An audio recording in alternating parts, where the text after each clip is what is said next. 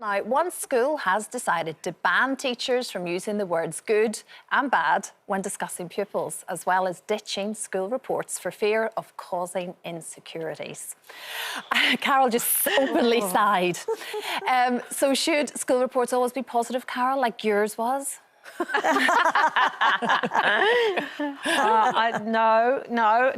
I don't.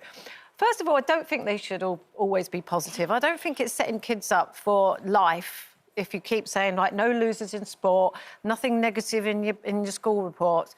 Having said that, my reports were terrible. I mean, really, really terrible. But rightly so, were they? Oh, quite right, yeah. No, I've got them. I've kept them. I've actually got them at home in a box. They're hilarious. They're so bad. What did they say then? They're just covered in Ds. Ds for this, Ds for that. And then all the words with D. Disruptive.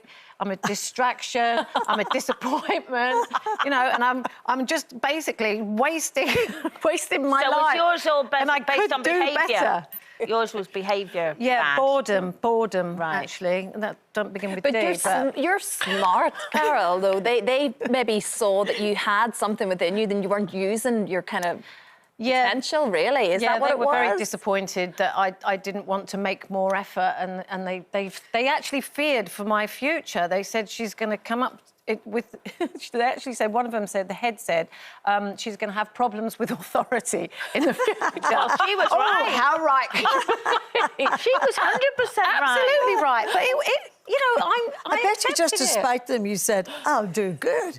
I got a really good job and I'll be a real success. Well, I didn't actually think like that. And I know a lot of people love to have that revenge on their teachers. It's like you were saying, like, people... Well, I think get in told life, they're going to be nothing. In life, there's a little bit of, like, the stroke and slap routine. You stroke them a little bit by saying, well, they're improving quite well in whatever subject it is.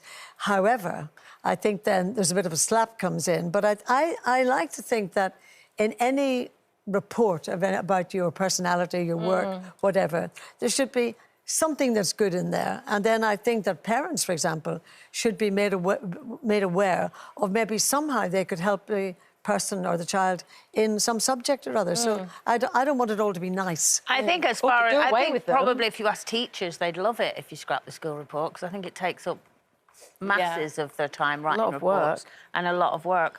But I'm with you. Can you believe it? I'm with you on this, Carol. Really? Oh, woohoo! Quick, Let me capture this moment, yeah.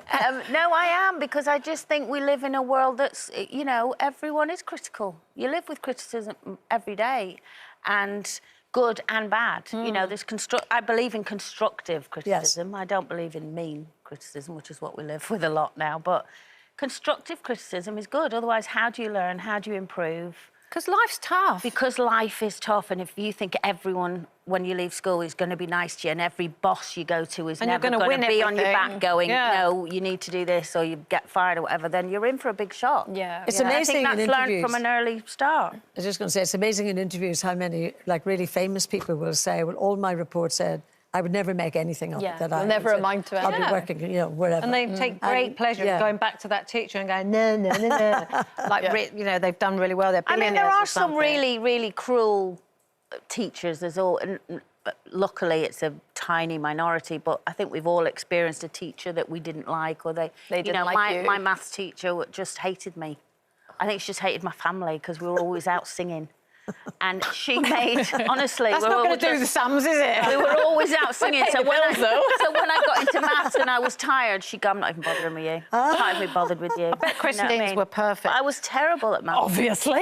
No, they weren't. They absolutely... No, but I was a bit of an all-rounder. I wasn't absolutely brilliant at anything, but I don't ever remember anything like a bad... I was never disruptive. Oh, my gosh, I'd have been devastated if I got that report.